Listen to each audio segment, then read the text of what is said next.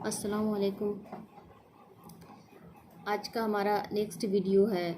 मैं हमारी किताब उर्दू गुलिस्तान अदब से हमारा जो सबक है उस सबक से कुछ मैं अहम मारूजी सवालात बताने जा रही हूँ जो कि अक्सर एग्ज़ाम में आते हैं। तो आज का हमारा वीडियो है कुछ इम्पॉर्टेंट क्वेश्चन जो कि आप लोगों के लिए निहायत ज़रूरी है पढ़ना। आप लोग इस वीडियो के ज़रिए हमारा वीडियो सुनिए और इससे जो जो क्वेश्चन मैं दे रही हूँ उसे लिख लीजिए, और अगर कोई दिक्कत हो या इसका अगर जवाब नहीं मिल रहा है तो मुझसे कांटेक्ट करके इसका आंसर ले लीजिए। तो जो क्वेश्चन अक्सर हमारे एग्ज़ाम में पूछे जाते हैं उसका कुछ सवाल मैं बताने जा रही हूँ। तो पहला जैसे क्वेश्चन है कि नज़्म और गज़ल में क्या फ़र्क है। इसका वीडियो मैं दे चुकी हूँ। नज़्म क्या है, नज़्म की तारीफ़ और नज़्म की कितनी किस्में हैं ये मैं लिखा चुकी हूँ, और गज़ल क्या है ना, और इसमें क्या क्या चीज़ों का होना ज़रूरी है, उसमें बहुत सारी छोटी छोटी चीज़ों का भी जिक्र किया गया है।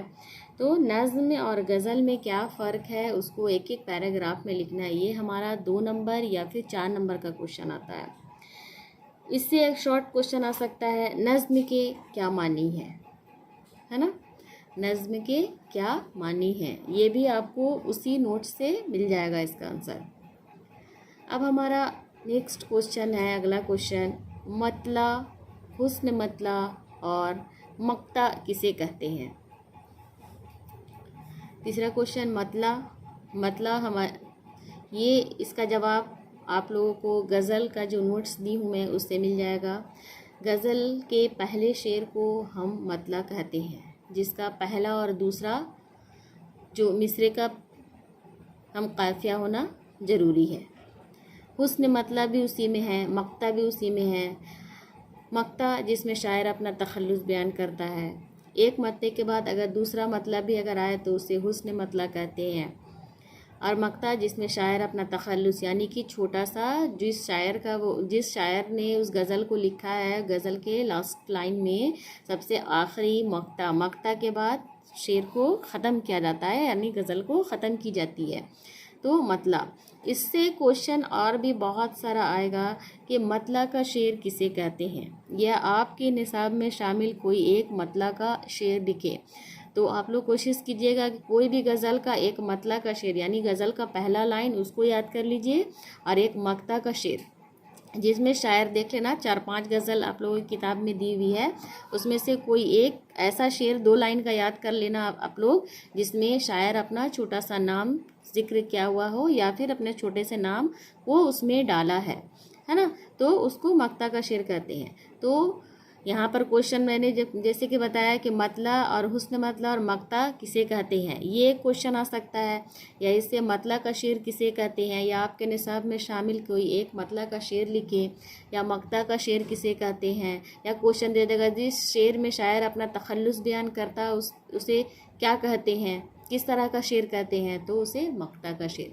तो क्वेश्चन बहुत घुमा कर देगा, आप लोग अगर ठीक से पढ़िएगा तो आसानी से इसका जवाब दे सकते हैं। अब हमारा नेक्स्ट है, उर्दू शायरी की सबसे मकबूल सिन्फ क्या है। ये बहुत बार क्वेश्चन आ चुका है, उर्दू शायरी की सबसे मकबूल सिन्फ क्या है। तो उर्दू शायरी की सबसे मकबूल सिन्फ क्या है, गज़ल है ना।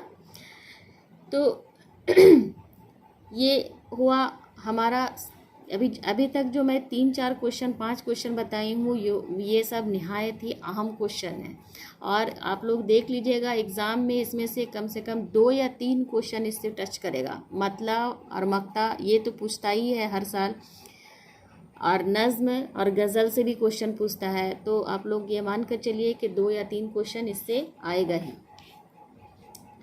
अब हमारा आगे का क्वेश्चन में और 1-2 क्वेश्चन बताऊंगी आप लोगों को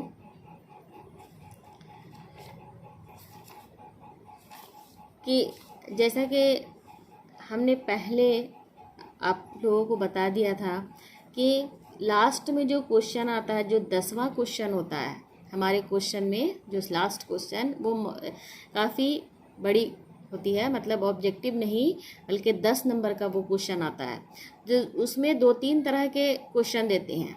उसमें ज़्यादातर क्वेश्चन देगा हिस्ट्री ऑफ उर्दू से, जैसे कोई तहरीक है, कोई तहरीक से किसी एक तहरीक को पूछ देगा, या दबिस्तान लखनऊ या दबिस्तान दिल्ली से कोई क्वेश्चन पूछ देगा उसकी अहमियत के बारे में, या दबिस्तान और लखनऊ और दबिस्तान दिल्ली के दोनों के तकाबली मतलब खुसूसियात को बयान करे, इस तरह से क्वेश्चन आएगा। या फिर हमारी किताब में जितने भी चैप्टर्स दिए हुए हैं हिस्सा नस्र से जितने भी चैप्टर्स दिए हुए हैं उस चैप्टर में से किसी भी मुसन्निफ़ का नोट्स, जैसे कि क्वेश्चन दे देगा किन्हीं 4 पर नोट लिखें, इस तरह से देगा। और यहाँ पर 5-6 1 2 3 4 5 नंबर करके 5-6 का, जैसे कि ख्वाजा हुस्न निजामी दे दे, जैसे पितरिस बुखारी, अहमद जमाल पाशा, आगा हसर काश्मीरी, एहतशाम हुसैन, तो इस तरह का दे देगा। इसमें से बोलेगा कि इन्हीं 4 पर नोट लिखिए, तो उनके बारे में, उनके हयात के बारे में एक पैराग्राफ कर करके 5-5 नंबर का क्वेश्चन ये रहेगा। अगर नोट्स देगा तो 5-5 नंबर का रहेगा इससे क्वेश्चन, तो उस तरह से क्वेश्चन पूछता है। या फिर क्वेश्चन पूछ देगा प्रेमचंद के नावल बेवा के किसी 2 किरदार का नाम लिखिए। तो जब तक आप नावल बेवा नहीं पढ़ेंगे, उस कहानी को नहीं जानेंगे, तो उसके किरदार को आप नहीं जान सकते, क्योंकि कहानी को पढ़ेंगे तभी समझ में आएगा कि उसमें किस किस कैरेक्टर को डाला गया है। या फिर इसीलिए यहाँ पर बोल रहा है कि प्रेमचंद के नावल बेवा के किसी 2 किरदार को लिखे। तो इसका जवाब हम बता दे रहे हैं। इसमें है कैरेक्टर का 2 का नाम अगर लिखना है तो लिख दीजिए अमृत राय या प्रेमा, 2 का लिख दीजिए। इसी तरह से हमारी कहानी एक यहूदी की लड़की है, क्वेश्चन पूछ देगा आगा हसर काश्मीरी के ड्रामा यहूदी की लड़की के किसी 2 किरदार का नाम लिखे। यानी कि हमारे निसाब में एक ड्रामा दिया हुआ है जिसके मुसन्निफ़ है आगा हसर काश्मीरी, उनके ड्रामा का नाम है यहूदी की लड़की, उसमें से पूछ रहा है किसी 2 किरदार का नाम लिखिए। तो उसमें से आप जवाब लिखिए मार्कस, मा रे छोटी का फरसीन, मार्कस और हिना, ये 2 कैरेक्टर है। अगर इस कहानी को और अपनी किताब से अगर पढ़िएगा तो और भी बहुत सारे आ जाएंगे, क्योंकि यहाँ 2 पूछा है इसलिए हमने 2 का जवाब बता दिया है। तीसरा मेरा क्वेश्चन और अगला नेक्स्ट क्वेश्चन है निर्मल वर्मा की एक कहानी का जिक्र किया गया है हमारी किताब में, किस ज़बान की फ़िक्शन निगार हैं। यानी यहाँ पूछ रहा है निर्मल वर्मा किस ज़बान के फ़िक्शन निगार हैं। तो ये क्या फ़िक्शन निगार थे? हिंदी ज़बान व अदब के फ़िक्शन निगार थे, है ना। इस तरह से और भी बहुत सारा क्वेश्चन है। मैं और नेक्स्ट क्वेश्चन जो भी है अगले वीडियो में मैं बताऊंगी। उसमें मैं इसके बाद मैं बताऊंगी, वो भी मारूजी सवालात रहेंगे। उसके बाद 1-2 मैं दूंगी एग्ज़ाम की तैयारी के लिए लॉन्ग क्वेश्चन, जो कि 4 नंबर 6 नंबर या 10 नंबर का आता है। तो उससे रिलेटिव मैं कुछ क्वेश्चन लिखवा दूंगी जो कि एग्ज़ाम में आते हैं।